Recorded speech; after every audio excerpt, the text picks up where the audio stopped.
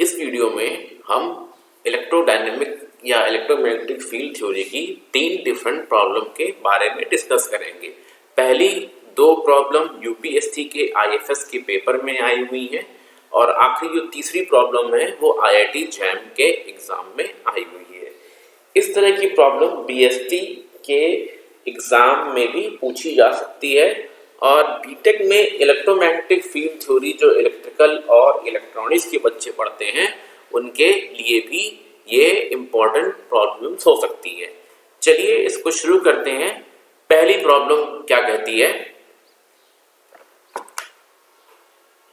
The volume charge density of a charge in the region of free space where electrostatic potential is given as V equal to A minus B x square plus y square minus C log base E x square plus y square where A, B, C are constant।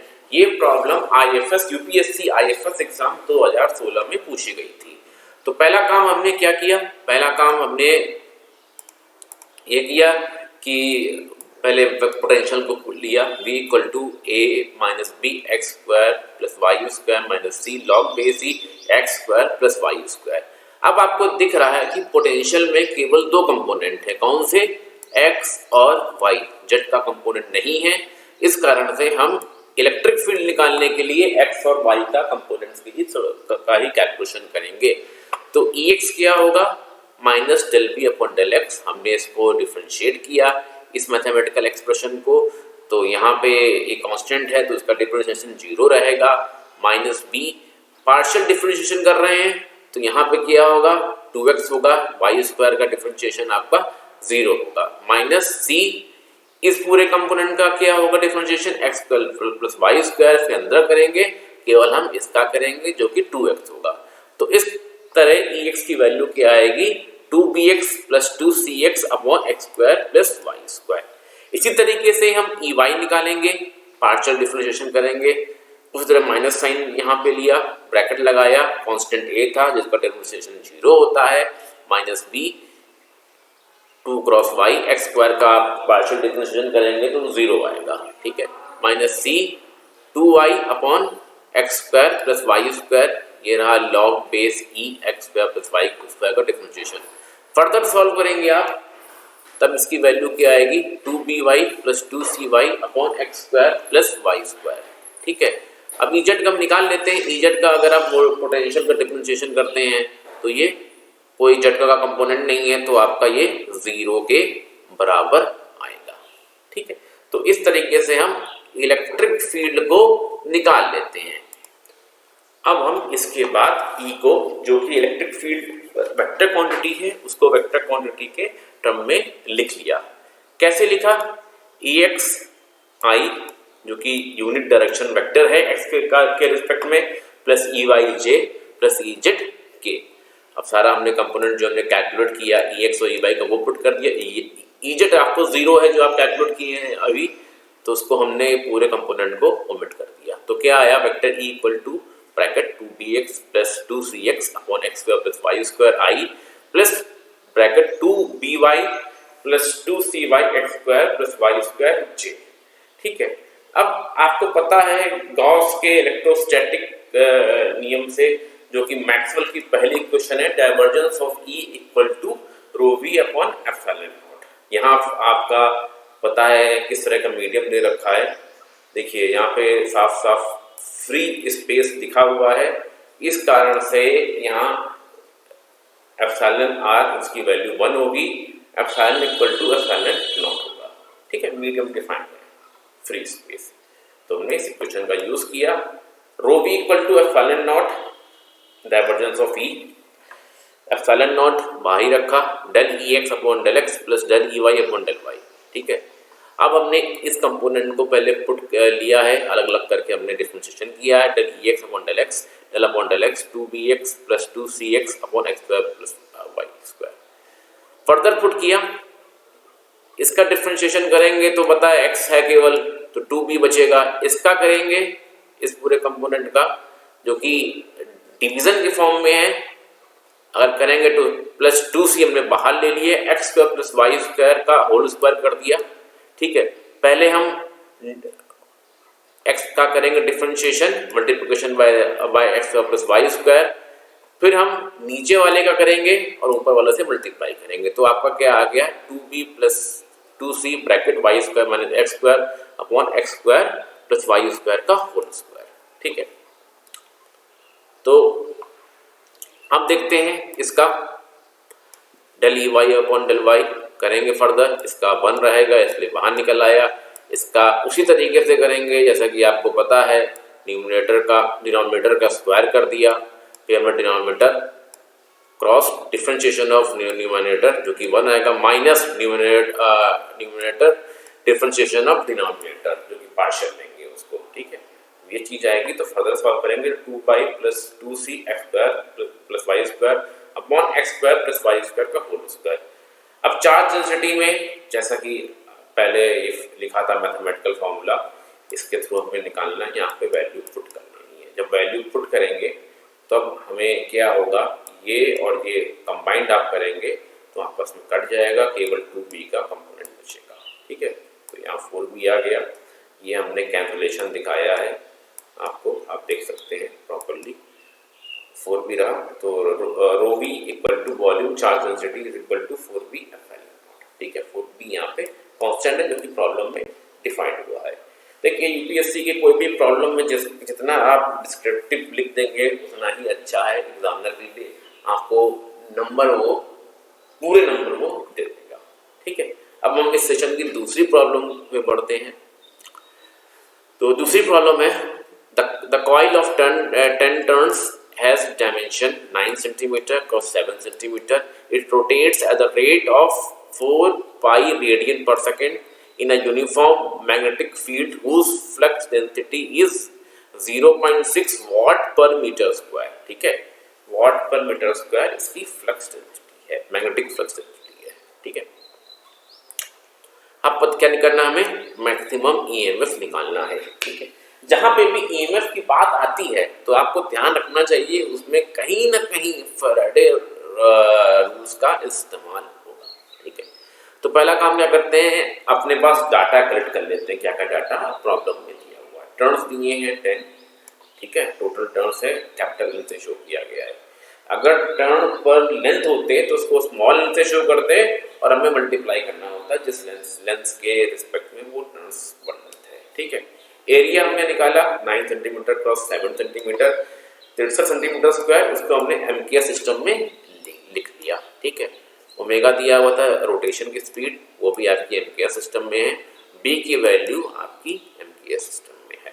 ठीक है, एक और चीज है, इस problem में कहीं direction का कोई भी जिक्र नहीं है कि मैग्नेटिक फील्ड और सरफेस के बीच के बीच कितना एंगल होगा। ठीक है, इसलिए phi equal to B dot A, angle लिया B A cos theta, theta की वैल्यू क्या होगी B A cos omega T.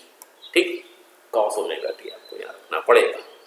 EMF max equal to, देखिए नेगेटिव साइन का इस्तेमाल हमने इसलिए नहीं किया है क्योंकि प्रॉब्लम में आपकी मैक्सिमम ईएमएफ इंड्यूस के बारे में पूछा गया है।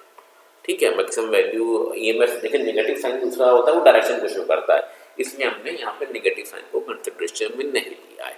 And D phi upon D T. ठीक है, एन बाहर रखा, D phi upon D T, further करेंगे N omega B A sine omega T. ठीक, अब आपको पता है कि मैक्सिमम निकालना है तो इस कंपोनेंट की भी मैक्सिमम वैल्यू होना चाहिए क्योंकि ये एक साइनसॉइडल फंक्शन है जिसकी वैल्यू -1 से +1 के बीच रोटेट कर सकती है, तो मैक्सिमम वैल्यू उसकी क्या होगी +1 होगी। ठीक है, फर्दर ईएमएफ को हमने लिखा, एन की वैल्यू 10 लिखी, ओमेगा की वैल्यू 15 पाई लिखी, बी की वैल्यू लिखी 0.6, ए की वैल्यू लिखी 63 क्रॉस 10 पावर -4। फर्दर सॉल्व करेंगे, मैथमेटिकल कैलकुलेशन करेंगे, तब आपको ईएमएफ की वैल्यू 1.782 वोल्ट मिलेगी। ये कोई फोर्स नहीं है, ईएमएफ एक पोटेंशियल है। ठीक है, तो आपने इसको the help of Faraday law आपने इसको निकाल लिया। ठीक है, इंडक्शन का कोई भी प्रॉब्लम होता है वो फैराडे लॉ के आसपास ही रहता है। चलिए अब तीसरी और आखिरी प्रॉब्लम इस सेशन की देख लेते हैं जो कि इस प्रकार है। ये प्रॉब्लम आईआईटी जैम में पूछी गई थी और इसके ऊपर वाली प्रॉब्लम आईएफएस के 2017 के एग्जाम में पूछा गया था। ये प्रॉब्लम को ये न्यूमेरिकल डेरिवेशन के साथ आई थी, 5 नंबर की ये प्रॉब्लम थी, ये IIT जैम 2018 का प्रॉब्लम है। In a 1D device charge density is given as rho b equal to rho naught x a. ठीक है, अब आपको यहाँ पे साफ साफ मेंशन है 1D डिवाइस है। ठीक है, तो आपको जो भी करना है वो एक्स डायरेक्शन के रिस्पेक्ट में करना है, वाई डायरेक्शन और जेड डायरेक्शन के रिस्पेक्ट में कुछ नहीं करना है। अगर कुछ चेंज नहीं होगा, ठीक है, कांस्टेंट है वाई डायरेक्शन में, तो आप डिफरेंशिएशन करेंगे तो वो 0 के बराबर हो जाएगा। ठीक है, चलिए इसके बाद देखते हैं इक्वल टू 0 बाउंड्री वैल्यू की प्रॉब्लम को निकालने के लिए ये चीज दी गई है और हमें ई और वी निकालना है with the help of Laplace equation. Laplace equation उसमें वर्ड लिखा हुआ था, बट हम पॉइसन इक्वेशन का इस्तेमाल करेंगे। ठीक है, क्योंकि चार्ज डेंसिटी दी हुई है। ठीक, पॉइसन इक्वेशन का इस्तेमाल करेंगे तो क्या होगा, rho v equal to rho naught x by a, यानी प्रॉब्लम को पता है, पॉइसन इक्वेशन पता है, Laplacian of v equal to minus rho we upon epsilon. 1D device है और charge density mathematically density mathematics में only x direction we will consider. ठीक है, एक्स डायरेक्शन के लिए कंसीडरेशन करना है। हमने ये चीज़ लिखी, ठीक है, वाई और जेड का कंपोनेंट हमने वो कर दिया, फर्दर इसको इंटीग्रेट किया एक्स के रिस्पेक्ट में। यहाँ पे करेंगे तो एक्स का जो कंपोनेंट आएगा वो एक्स स्क्वायर बाई 2 आएगा प्लस C1 जो कि एक कांस्टेंट है। ठीक है, dv अपॉन dx है। अब आपको पता है E बराबर क्या होता है, minus dv upon del X. ठीक है, अगर हमें कंपोनेंट के तौर पे निकालना होता, ex ey ez निकालना होता, तब यहाँ पे आपको पार्शियल डिफरेंशिएशन का यूज करना है, लेकिन आप E निकाल रहे हैं और एक ही डायरेक्शन में, इसलिए आप टोटल डिफरेंशिएशन का यूज कर रहे हैं। तो E इक्वल टू 0 कब होता है, x इक्वल टू 0 में। तो E पता क्या होता है आपको, माइनस dv अपॉन dx। हमने माइनस साइन का मल्टीप्लाई किया, इस एक्सप्रेशन में माइनस साइन था तो प्लस हो गया, प्लस ये पूरा एक्सप्रेशन हमने लिख लिया। अब हमने वैल्यू पुट की x इक्वल टू 0, जब रखेंगे तो ये 0 होगा, और C1 की वैल्यू हम निकाल लेंगे। C1 की वैल्यू आपकी 0 है।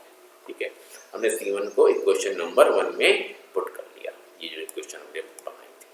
ठीक, चलिए आगे बढ़ते हैं। अब लिखा तो dv अपॉन dx बराबर क्या आएगा, minus rho naught epsilon a X square by 2। ये E बराबर क्या होगा, minus dv upon dx rho naught epsilon a X square by 2। ये आपकी इलेक्ट्रिक फील्ड की आ गई। अगर आपको उसमें लिखना, वेक्टर फॉर्म में लिखना है, तो E vector equal to rho naught epsilon a X square by 2 ax। ये आपकी वैल्यू आ गई इलेक्ट्रिक फील्ड इंटेंसिटी की। फर्दर हमने क्वेश्चन नंबर 2 को फिर से पिक किया और हमने लिखा dv अपॉन dx। ठीक है, dv upon dx minus rho naught epsilon a X square by 2। हमें फिर एक बार इसको क्या करना पड़ेगा, डिफरेंशिएट करना और इंटीग्रेट करना पड़ेगा x के रिस्पेक्ट में। हमने फिर इंटीग्रेशन किया, ठीक, इंटीग्रेट किया। यहाँ पे पता है आप सॉल्व करेंगे तो v का कंपोनेंट आएगा, जो कि आप देख सकते हैं। यहाँ पे इंटीग्रेट करेंगे तो केवल ये कंपोनेंट रहेगा, तो क्या आएगा, x क्यूब बाई 3 आएगा, क्योंकि यहाँ पे हमने कॉम्बिनेशन के तौर पर लिखा, 2 पहले से दिया हुआ था, यहाँ पे हमने 2 क्रॉस 3 को 6 लिख दिया, प्लस C2 ये आपका कांस्टेंट है। ठीक, दो कांस्टेंट आए, आपको 2 बाउंड्री की जरूरत होगी। अब क्या है, इसमें बाउंड्री को पुट किया, v इक्वल टू 0 है, कब, x इक्वल टू a। हमने वैल्यू को पुट किया तो ये चीज़ आया, x जगह a लिखा, ठीक है, और C2 की वैल्यू निकाली। अब इसके बाद हमने v इक्वल टू जो C2 की वैल्यूज को पुट किया तो क्या आया, v equal to rho naught 6a a cube minus x cube है, थोड़ा सा गलती हो गई, अपॉन 6। ये आपका फाइनल एक्सप्रेशन आ गया। किसका आ गया, पोटेंशियल का एक्सप्रेशन आ गया। और पोटेंशियल की कोई डायरेक्शन नहीं होती है इसका, और ये स्केलर क्वांटिटी, इस तरह से हमने कोई यूनिट वेक्टर लगाने की जरूरत है। तो ये मैथमेटिकल प्रॉब्लम्स का ये पार्ट 2 था इलेक्ट्रोमैग्नेटिक फील्ड थ्योरी की, और जल्दी ही हम कुछ और अच्छे क्वेश्चंस के साथ आएंगे और पार्ट 3 को लेके आएंगे। तब तक आप अभ्यास करते रहिएगा, और अगर आपको ऐसी प्रॉब्लम्स को देखना है, मीन्स पढ़ना है, तो आप इस चैनल को सब्सक्राइब कर सकते हैं। समय देने के लिए बहुत बहुत धन्यवाद।